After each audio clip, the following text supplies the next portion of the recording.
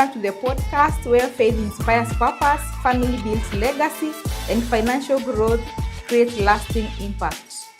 Whether you are pursuing purpose, building a home, growing a business, or becoming the best version of yourself, you belong here.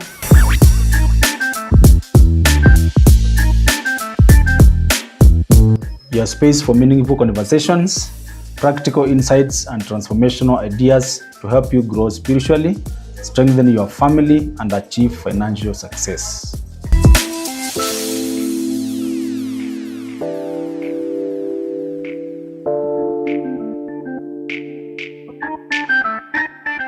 Every episode is designed to equip, inspire, and challenge you to live intentionally and grow in every area of your life.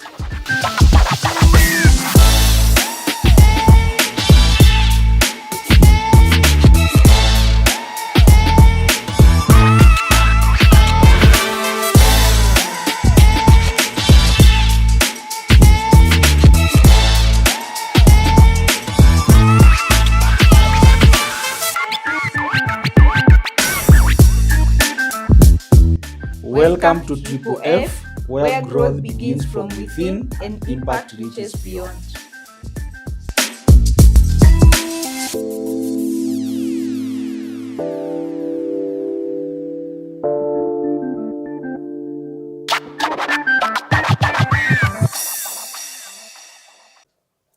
Welcome to Triple F podcast, where we discuss successful life pillars, that is faith, family, and finances.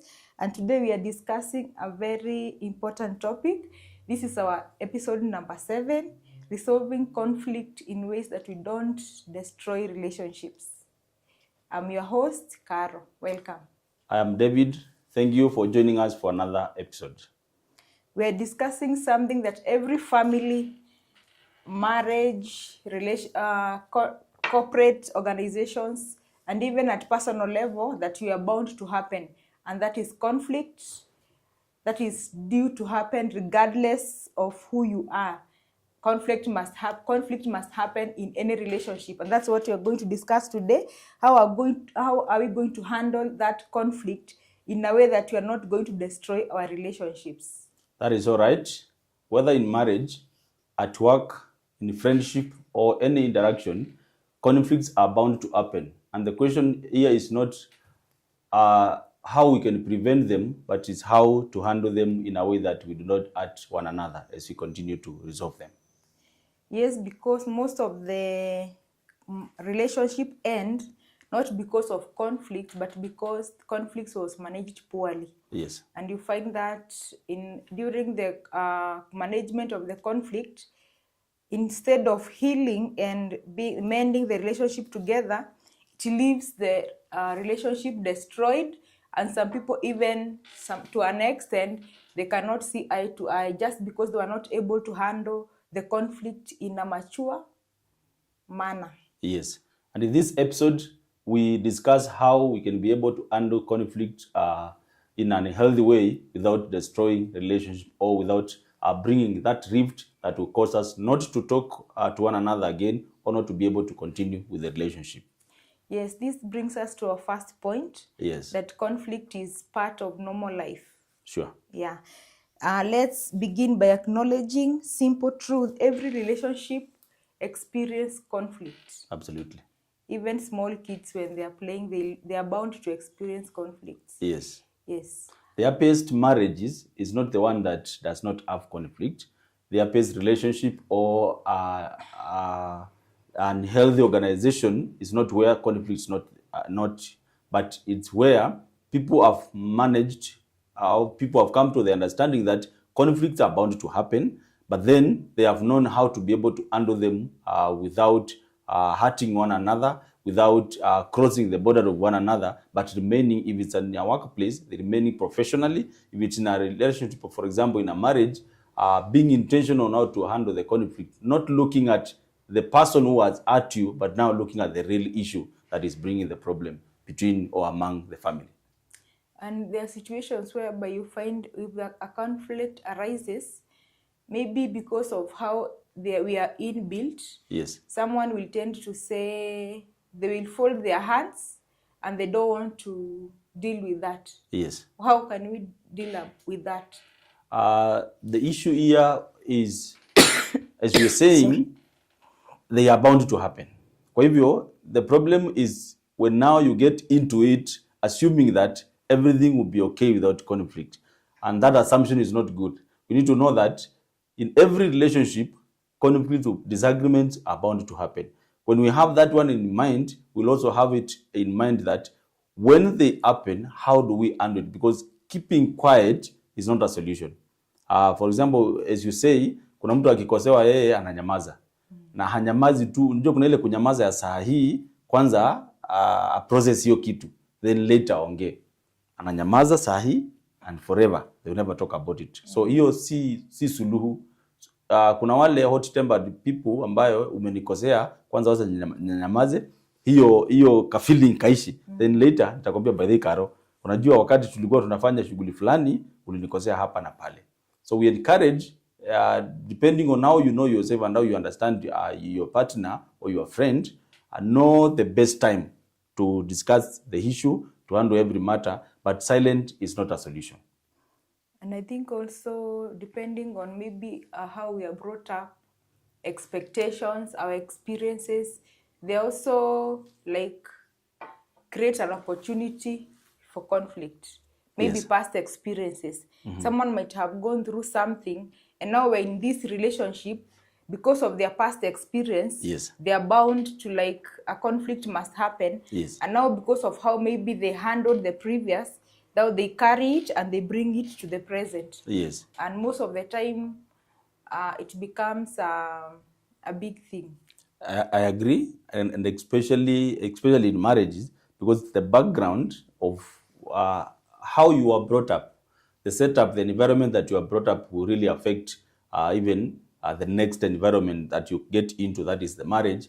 And for example, if you look at someone who's, sorry to say, their dad was a deadbeat father, so when they come into marriage, kuna hata kama not expectation but see, kuna vile kuna assumption wako nazo. That is why unapata watu wanasema wana generalize things, like this phrase that people like using, men are dogs. So this if you hear someone talking about men being dogs, huyu ni mtu ambaye alikuwa na experience baya na mwanaume. So yeye ameibeba ile experience baya ambaye alipatana nayo na akaassume sasa everybody now is this way. But we need to separate things. Tujue kwamba as you are saying, you are different, I am different. Mahali ulilelewa ni tofauti na mahali nilelewa. But the point here should be, tumekuja sasa, we want to define our path. And this is how we should be able to handle things, because we are coming from different backgrounds. And we are talking about here, the goal is not to eliminate the conflict, but to manage it along the way. Because when you talk about elimination, it will not be possible, not practical. So mimi sitaki jamii ambayo watu wanakosana, ama sitaki kwangu kukue na watu wanakasirikiana. We are being unrealistic. But not elimination per se, but managing it, because they are bound to happen as you continue to interact. Yes. Yeah. Conflict is a way of life. Yes. The most important thing is to know how to manage it. Yes.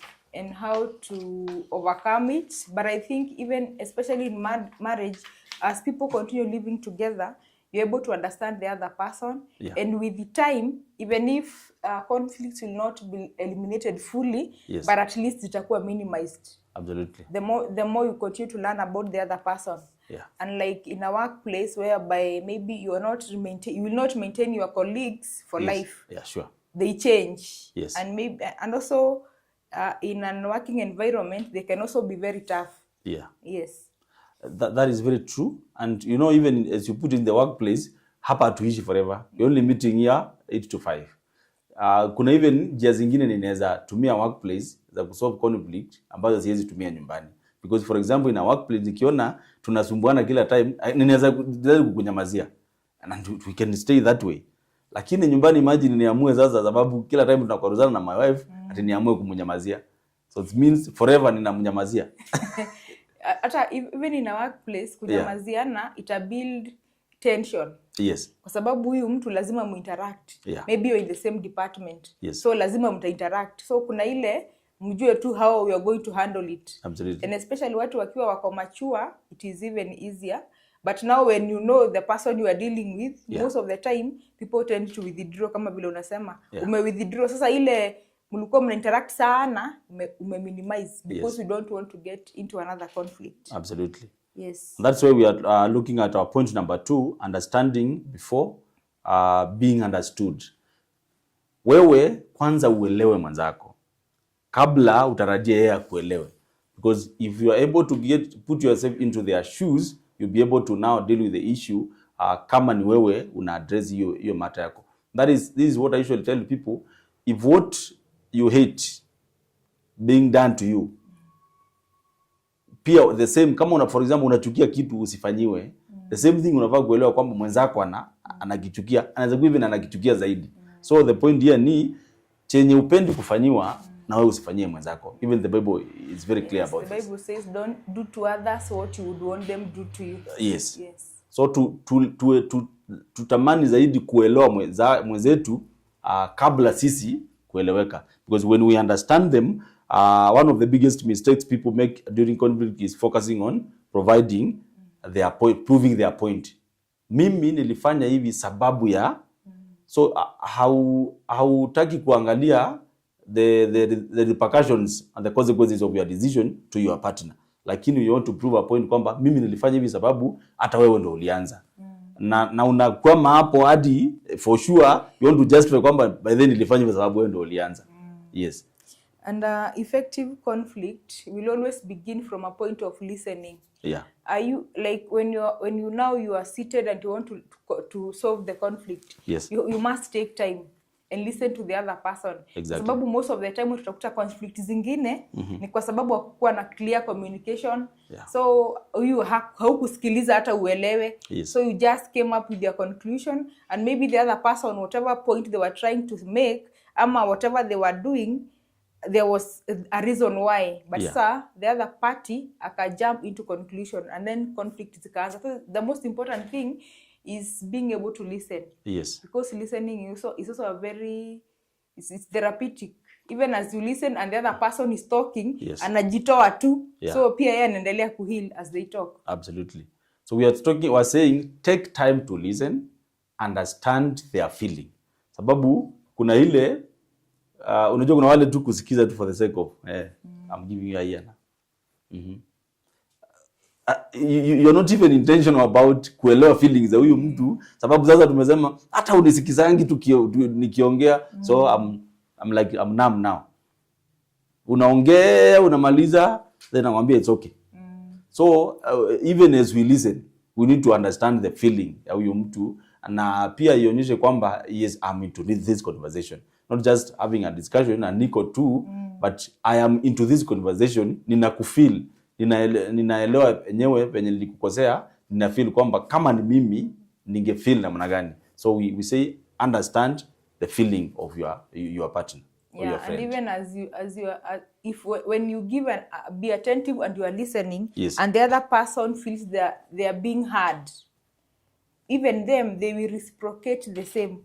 Yes. Because now if they find that wanasikizwa, even them, they are going to volunteer, and they will like return the same favor to you. Yes. So it's like it's a two-way thing. So what you give is what you take. Yes. What you give, it will be given back to you. Absolutely. So it's very, very important, even as you are listening, as you are saying, isikue tu nile ya okay, maliza.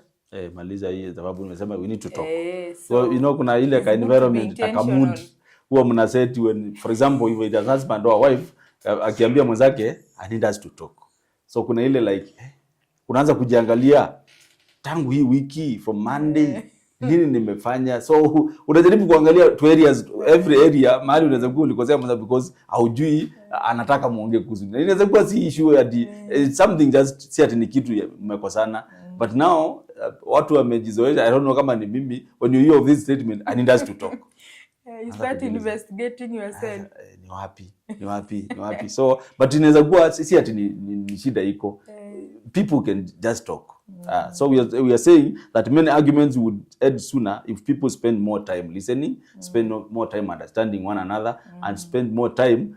And even after listening, understanding one another, we talked about words that would be able to heal someone very easily. I'm sorry. Please forgive me. Please forgive me, and I forgive you. So, and the ones that this one has happened, we should also ensure that it does not happen again. Sababu hata Waswahili wanasema kosa si kosa, kosa ni kurudia kosa. Ukinikosea leo nikusamehe, kesho unikosee nikusamehe. Sasa mara ya tatu nao si kosa anymore. Sasa kama umeamua sasa David nitakuwa namkanyanga kila time.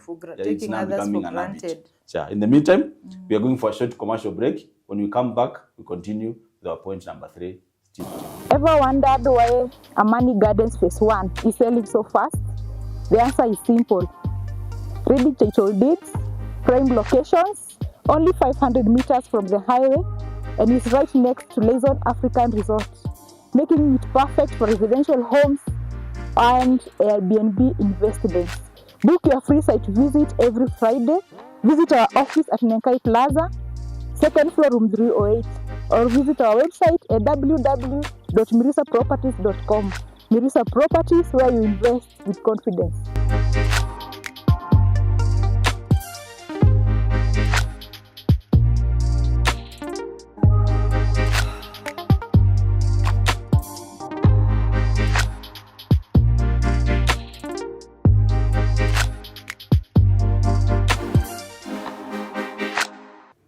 Welcome back. This is Triple F Podcast, Faith, Family, and Finances. And in this segment, we are discussing our point number 3, attack the problem and not the person. In the heat of an argument, it's easy to attack an individual rather than address the issue. And most of the time, that is what happens. Absolutely. You don't attack the issue, you attack the person. Yeah. Yes. Words such as you always, you never. You know, if for example I have wronged you, na now umeifanya ni kama ni my habit. You always do this to me. You always, ama ni kitu sikufanya, then you're saying you never. So imekuwa inakaa ni kama this has become part of me. But then as you are saying, ukikosea mwenzako na apologize, usirudie, because now if haujarudia mara ya pili ya tatu, hautasikia hili neno la you always. Because always must be more than one. Of course. Never means you've never done it. So we need to be intentional on how we relate with one another. Ndio mambo isikuwe ni habit develop kwamba kila time lazima nikukosee ndio tuongee. Yes, in such a situation you're supposed to focus more on the problem rather than on the character of a person. Yes. Although sometimes it's hard to dissect and separate the character and what was done. Yeah. Because I think also, as much as we are trying to talk about the conflict, pia character sometimes huwa inachangia. Yeah. And if this person is not even willing to learn and to progress, utakuta mambo bado inaendelea kujirudia. Yes. Unless that person is very intentional na ameamua. Yes. Because kuna mtu anakuwa amegrow na some characters mahali amelelewa, and then they bring it in, and unakuta whatever character ako nayo, it is bound to conflicts are bound to happen. Yes. Because of maybe even the way they talk. You know, there are people who they won't talk with decorum, the way they handle their things. Yes. Maybe wewe ni mtu as the husband, you want an orderly house, nini, and me as a wife, things are scattered all over. Everything is everywhere. Everything is everywhere. Yes. Ukiingia kwa nyumba, you can't even find a place to sit. So conflict lazima zi happen. So in such a scenario, I think you are supposed even to help the other person learn. Yeah. Aelewe. Because utaweza kuja even without hujasema na umekuja na marafiki, you have a small kid, unakuja unakuta mtoto alichenjiwa, diaper imewekelewa hapo kwa kiti, nguo zimetoka kwa kamba, zingine ziko hapa. So and you are like, what is this now? Nitakaa wapi? Na yeye anaona ni normal. So labda ndivyo mlizoea hivyo. Mnaishingi hivyo. Naishivu wanakuta ni sawa. So I think pia inabebana, inakuja imebebana. So unless a person akuwa ameamua anataka kubadilika na kusolve hizi conflict, kwa sababu ni vizuri kuangalia chanzo sana inakuwa ni nini. Exactly. So if you're able to deal with the root cause, mambo inaenda ikibadilika na mnaweza ku deal with the conflict. And sasa in such a case utaweza kuseparate ile character ya mtu na the conflict itself. So kama ni character, endelea msaidie tu, endelea kutibu mtu wako. And especially when people are young in marriage, these things do happen more often. Because for example, kuna yule mtu alilelewa hata hawajai ati mambo ya kutoa viatu akiingia kwa nyumba for example. Alafu wewe wife umekuja nyumba umeosha nini kila kitu. Jamaa anakuja bwana matope ameingia tu kwa nyumba sini kwangu. So I'm like sasa hiyo sasa kwanza ni vita. Yes, hii inakuwa sasa ni shida kubwa. But then as a wife you need to uelewe huyu mtu ametoka wapi, because surely mahali ametoka, they usually say you can take a man from the village but you cannot take the village from the man. So inaweza kuwa huyu mtu actually hata hawajai kuwa na nyumba yenye like yenye mnaishi town. So yeye haoni any problem. Sasa mwanze kufunzana. Ukiingia tunatoa viatu. Mwingine unaona akiingia anatoa viatu, hata mwingine anatoa socks na anaacha pale kwa mlango. Kama anarusha kingine hata is not bothered, si wife ataokota. So wewe kama haoni kama ni kitu wife ni wewe, ukiingia ukitoa viatu yeka pale kando. So pole mfunzane. Kuna mwingine even the way you serve one another, for example food, sio issue. Anakuja tu anaekelea kikombe, anaekelea thermos na anaenda. So if it is an issue to you as a husband or as a wife for example, make sure kwamba mumeelimishana. Hivi ndivyo mambo inafaa kufanyika. Labda the husband aligrow in a scenario akiona mama akiserve, baba anakuja anamwekea, anamserve mpaka kwa kikombe, anamwambia karibu. And the lady hata labda kwa baba hakukuwa. Ama labda pia kwao kulikuwa kwa conflict tu. It's either ukunywe ama wachana nayo, si unajua time breakfast iko hapo kwa meza. So such kind of thing we need to as you say tuelewe kwanza tunatoka wapi. Kwa the moment umenielewa mahali nimetoka na nikuelewa mahali umetoka, yale mambo ambayo hukuweza kushughulikia tutaweza sasa kuweka kwa meza na tuanze kusonga pole pole. Kumbuka ni safari. Hii maisha ni safari. Si ati refu kwanza. Mambo ina happen to within 2 years alafu kila kitu ita fall into place. And remember here we are not fighting. We are not fighting, but now our aim here ni make sure kwamba kama kuna shida yoyote ile tunasuluhisha bila kuumizana. Isikue like hata mimi atanitambua. Sijuzi aliingia akaacha maviatu hapo everywhere. Mimi nakwambia tunakuja na ladies nini kwa nyumba, anasema na mimi nataka make sure hii nyumba inakaa venye nataka. Asikie venye nilisikia jana. So we are not fighting, but to ensure kwamba tuna solve mambo amicably ndio tupate kuendelea katika haya mahusiano. It's true. Yes. So now point number 4, controlling your emotions. Yes. Hapo iko mambo.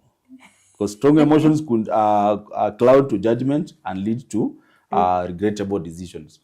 And that is why every decision that you make out of anger, most of the times the repercussions are very negative, very dire. If you listen to, there's a program, although it's a vernacular one. Yes. It's inakuanga inaongelea about those people who are in prison. Yes. It's a keyword inasemanga jera ineshito in our prisons. Yes. So this guy goes to the prisons and he will take stories of people who have committed the worst crimes. Yeah. And most of those stories, when you listen to them, they did not intend to do that. Sure. They are regretting, but again, they cannot go back and correct. Sure. Because most of them, they committed murder. Yeah. There was a conflict in the house or in their relationship, but the emotions were so high. So akachukua tu whatever was there and then he hurt the other person. Yes. Huyo mtu akaanguka na akakufa. So by the time anajirealize already ameshashikwa and they are like, I had not planned that. Yeah. Emotions zilikuwa ziko juu. Sure. So being able to control your emotions inahitaji a lot of I don't know how to do it, a lot of pia not even intelligence, but unahitaji pia ukuwa umefika level ingine juu pia emotions nazo zina controllingi watu. Absolutely. Unakuta mtu amefanya kitu hata mama kwa mtoto, labda uko na emotions, unajua uko na mambo mingi umebeba, ile umekosana na mzee, so wewe unakuja unaleta kwa watoto, you want to unaleta lend kwa out to watoto. children, yes. Kama sometimes kitambo wazazi walikuwa wanatuchapa ni kama anataka kukuua, kumbe Ana communicate kwa mzee. na communicate kwa mzee. Yes. So zile emotions zote amekuwa nazo throughout the month. Yeah. Kwa sababu labda mzee anakujanga once in a week na once in a month. Yeah. Anafanya kazi mbali. So hiyo mambo yote imekuwa ikihappen. Akifika unakuta mtoto anachapwa ni kama anataka kuuliwa because zile emotions mama hajaweza kuzicontrol. Yes. So kulearn kucontrol emotion itakusaidia, utakuwa umewin the bigger part of conflict if you're able to control your emotions. Na ndio maana mara mingi huwa tunasema hata kama ni watoto wamekosana kwa nyumba, unamwambia kwanza nyamaza, take a deep breath. Yani ujaribu kwanza zirudi chini. Exactly. Na unaona ikirudi chini, even the way you talk ni tofauti, unlike when your emotions are so high. Exactly. You find that umefanya kitu ambayo sio yenye ulikuwa umepanga kufanya. Very true. And I remember that point you're talking about, and sorry to say ladies wanapenda kutumia hiyo sana. You are umekosewa na mzee, now you want to correct, you want to communicate, you want to send a message to the mzee, lakini kupitia kwa katoto. Even maneno zingine unasikia na huku kwenu mnakuwa wajinga, so you are like huku kwenu mnakuwa wajinga. She's also part of the family. So huku kwetu tunakuwa wajinga, so including yourself. So sometimes ni message inatumwa indirectly, so but we are saying tuweze kuseparate issues. Ama ilikuwa mambo ya kitambo, labda siku hizi watu hawafanyi hivyo. Okay, sijui watu wanaweza tuambia pale kwa comment section, sijui, but pia unaweza pata kuna venye katoto kamechapwa, lakini hiyo haikuwa makosa ya mtoto. Kuna message maybe mama, kama for example if unajua kuna ile favoritism tu inakuja naturally kwa kids. Kuna maybe favorite wa mama, na favorite wa daddy. Au kana kosa unatukia katoto kamechapwa and you are like kumbe ni message mzee anatumua, mama anatumua. So to separate haya mambo ndio tuweze kuendelea vizuri katika jamii. Because when emotions run high sometimes you can do something that you had not planned to do. That is true. And I also think hiyo mambo especially in a family, I don't know whether it still happens. Kuna wale wazazi they treat mtoto depending na in our African society, we name after our parents. So labda I'm dealing with a kid ambaye ameneimwa saidi ya mzee, so namtreat hata nisimtreat vizuri. Na unaona huyu ni mtoto wako, so hatufai kufanya mambo ambayo ilikuwa inafanywa. Kwa sababu I think kitambo wazazi walikuwa wanafanya hivyo. Why should you bring that na si kitu ambayo ni positive? Huyu mtoto ni wako, so if you treat that kid kwa sababu ako named after the other family, hata wacha kukua wako. Huko tuelewani na wao. So now you want to bring that aspect kwa mtoto wako, sababu uelewanangi na mashemenzi sana. So unaanza kumistreat mtoto sababu amenimiwa after. And I think I've had a case, mtoto anaanguka exam na mzee anasema huyo watu wa kwenyu wanakuanga hivyo deal na yeye. Which is very bad. So that is very wrong because huyu mtoto as much as ni wako. Ile tu ni association. So if you start judging kwa sababu ameneimua kwa kina mashemeji, you are hurting this person as an individual. Na pia you are straining your relationship. Unajua sasa huyu hata akaa akiwa mtoto forever. Atakuwa tu mkubwa na ataelewa mambo. So ni vizuri kucontrol emotions. A moment of patience can prevent years of regret caused by hurtful words. That is true. Or where we react by emotions. When our emotions are so high, kama wenye tunasema wako in prison, if they would have taken a moment, hiyo mambo wana regret leo hawangekuwa wamefanya. That's true. So we are going for a short commercial break and we'll be right back. Mirisa Properties Limited tumekuletea Money Gardens Phase 5, and the most question tunaulizwa ni which highway is this? So this is a Narok Nairobi highway and our project is just 300 meters from this highway. So twende kwa site ni waoneshe.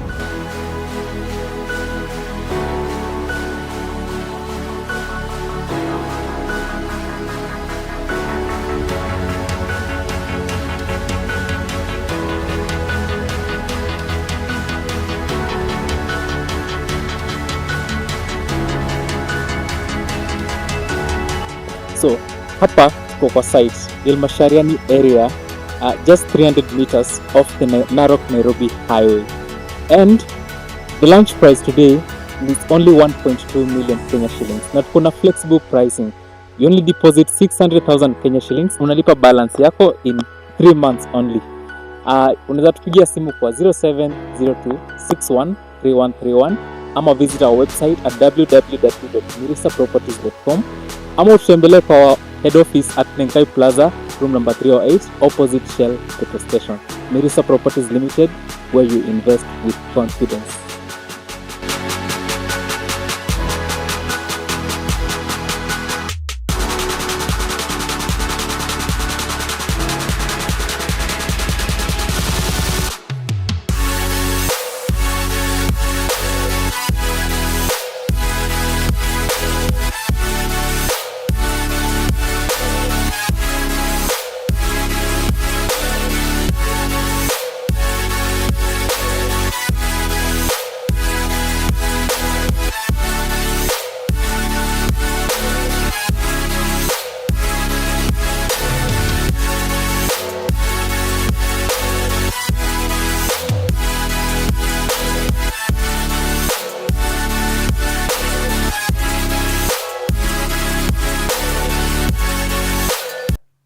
Welcome to Triple F Podcast. This is the next segment. We are going to point number 5.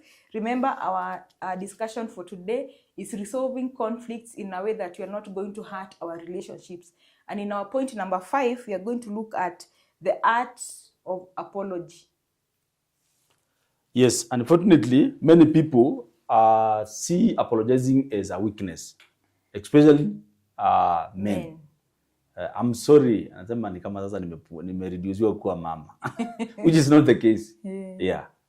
I think saying I'm sorry, it is a word that carries a lot of weight, but most of the time, as you are saying, especially men, kusema upole, I think they're only quick to say sorry wakati amefanya kitu ambayo ile unaona mpaka anapiga magoti ile anajua, but mambo zingine generally za nyumba, yes, conflicts zenye anahitaji kusema hapo wasemi. Yeah. They find it so hard, but it is very good for a lady kuona the husband unajua the moment unasema I apologize, yes, already umeaccept makosa, and you are ready to change. Yes. So it's a very powerful word. Ukisema I'm sorry, tafadhali nisamehe, and I will not repeat it. So absolutely, ule the other party anaona I'm also considered, yeah, in this relationship. That is true. And a genuine apology means that you acknowledge the mistake, you are taking responsibility of your decision, and then you're also willing to make reconciliation, to seek reconciliation. So let's us be free to genuinely say, I am sorry. Sababu, every decision, that decision that you took, it can lead to that problem. You need to take responsibility of your decision, of your action. So if kama haikuingia vizuri kwa jamii ama kwa mwenzako, then take responsibility of your mistake. Then be willing to correct the mistake. That is now where we seek reconciliation. Yes, it's true, because in reality, it takes maturity and humility. Yes, absolutely. To admit that you are wrong and you are ready to change. Yes. Unless you've come to a place of maturity, it's very hard.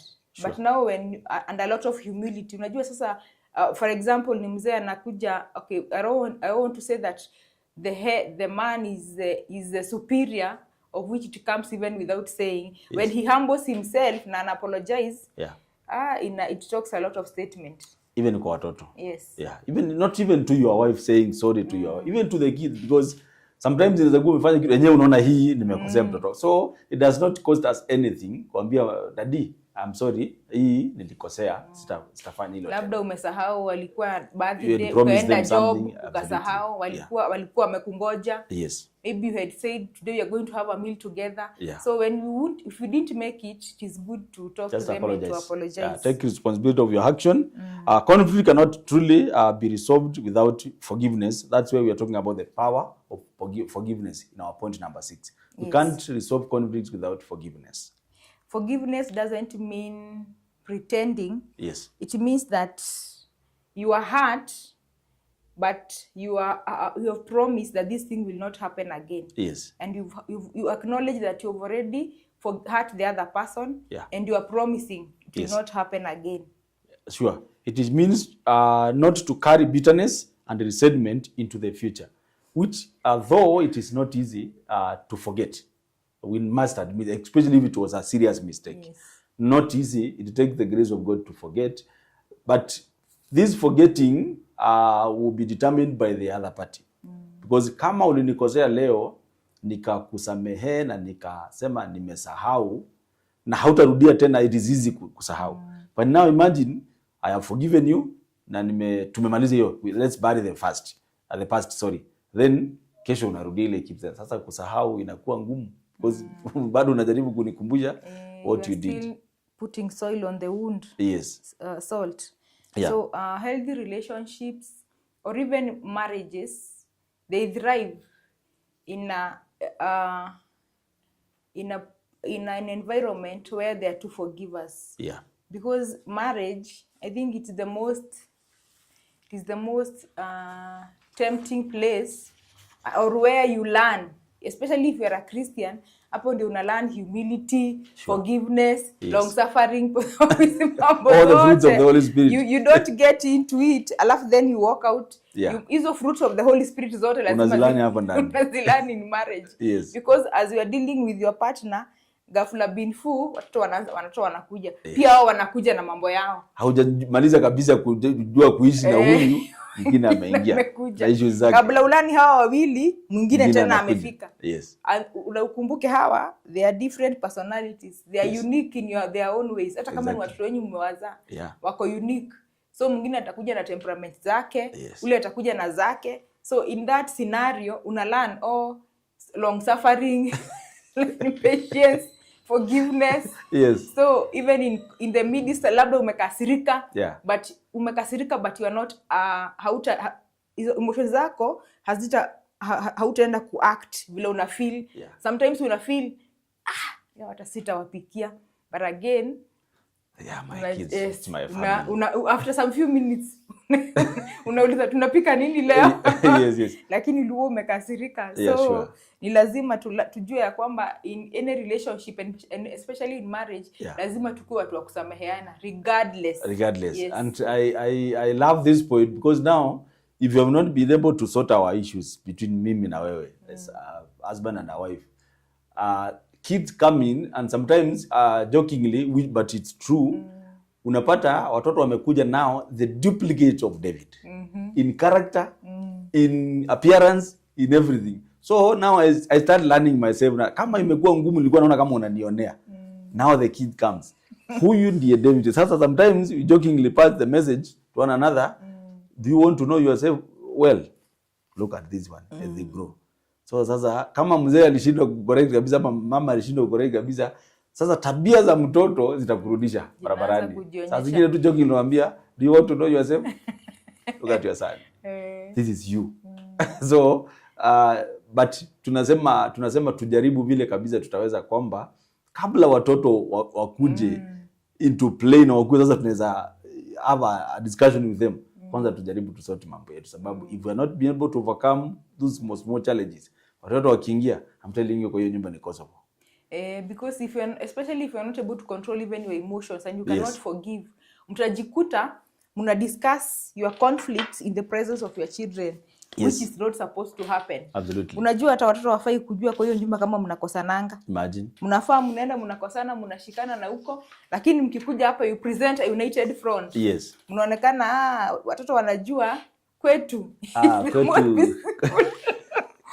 Labda last night kulikuwa Kosovo, lakini hawakujua. So That's the true. way we relate with each other, Yeah. ni muhimu sana kwa sababu wanatuona. Absolutely. And now this takes us to our point number 7. Let faith guide your response. As believers, our faith should influence how we respond during conflict. As we were talking in a joking manner about even the fruits of the Holy Spirit. Yes. When you are solving our conflicts and we are believers, sasa inabidi, and you know this one is not it's not a request. Yes. The word of God inatucommand tuishi hivyo. Absolutely. So if the word of God is talking about long suffering, so hapa inabidi nivumilie. Sure. But also don't take advantage. Yes. Because I have to to bring out the fruit of the Holy Spirit, long suffering. Sasa wewe unachochea tu Unachochea tu mabaya uendelee kusafa. that you are building a character. Na build character ya long suffering. Yeah, so long suffering izaliwe ndani yangu. Yes. So it's good to be mindful about others. Yeah. Yes. So we're talking about faith teaching us patience, grace, humility and love. Yes. So it's only but again, unajua kuna saa zingine point inafika sababu pia tunataka kutumia imani yetu ama wokovu vibaya.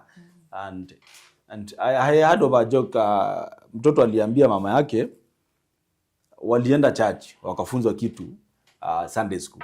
Then now mtoto anakuja, mamake akafanya jambo kwa nyumba. Mtoto anamwambia, "Mama, wewe unajua utaenda mbinguni?" Kwa nini? Sababu unafanya 1 2 3. So sometimes even partners tunapenda okay, sijui kama ni kwa wazee, but I'm looking at scenario this way. Mzee si mtu wa church sana ama aendangi church. Na wewe ni yule mama kanisa. Perpendicularly going to heaven without resort of barrier. Alafu sasa wewe ni yule kwa nyumba, mzee anajaribu kuangalia huyu mlokole wa Mungu kwa nyumba au ni ile wokovu. So hata instead of you becoming a preacher to this man ndio apende kanisa, inakuwa unamfanya hivi na achukie kanisa zaidi. What is your take on that? I think most of the time it happens na Yes. even in family setups where inafanyika. Yes. A story was being told of a man who was a drunkard. Na walikuwa, I think they were 2 or 3. So wakikutana jioni walikuwa wanaelezea, mimi nilienda kwangu nikakuta aje. And so this one man said, mimi nimejua bibi yangu ameokoka. Akamwambia waacha, mimi vile ninatukanwa nini? Akamwambia wacha tuone. Yes. So mkuje kwangu na tutakuja nyinyi mjifiche. So they were not drunk. Yes. Lakini the husband akakuja akapretend. Akakuja akafanya vituko, akaingia kwa nyumba.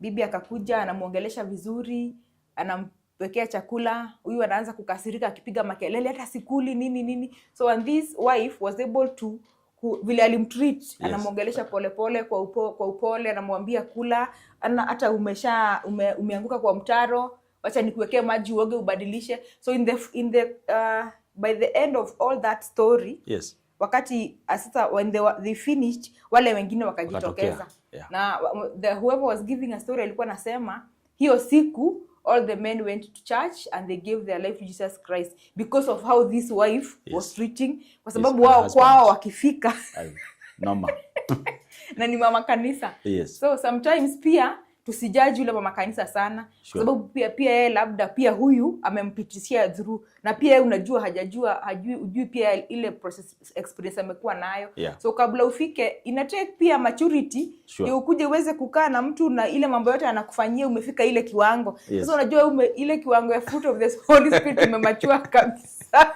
Yes. Sio watu wengi wanafika hiyo level. Ni kweli. So inahitaji pia Mungu sana na Yeah, pia Mungu kwa wewe huyo mtu, wewe as a person. Yeah. Uhusiano wako si kanisa, uhusiano wako ni wako na Mungu. Absolutely. And you are ready to change this person. Sure. Because even the Bible says that wewe unafaa kwanza, you're supposed to start in Jerusalem. Yes. Kwanza bibi ama bwana, yeah, na watoto wakujue. Exactly. And somebody said if you want to know. Wazee, kabla tuendelee, plot yako iko wapi? Ama unaambia watu niko process. Process sasa imeisha. Tunakuletea Amani Garden Phase 7 ambayo iko Olerai Center, just 700 meters kutoka kwa Narok Sekenani Tarmac Road. Na tuko hapa na hizi plot tunaziuza kwa bei nzuri kabisa. 650,000, tunakupea chance ya kulipa deposit ya 400,000 na tunakupea 3 months ya kuclear balance. Sasa hiyo shughuli ya kusema unangoja process imeisha, na acha hizo stories za jaba na ukuwe land owner kuanzia leo. Pigia sisi simu kupitia nambari ya simu 0702 613131 ama ututembelee kwa ofisi zetu pale Nengai Plaza, room number 308, just opposite Shell petrol station, Narok CBD. Pia unaweza ingia kwa website yetu www.mrisaproperties.com. Karibu sana kuwa land owner hapa, na waambie watu ninangoja ka process.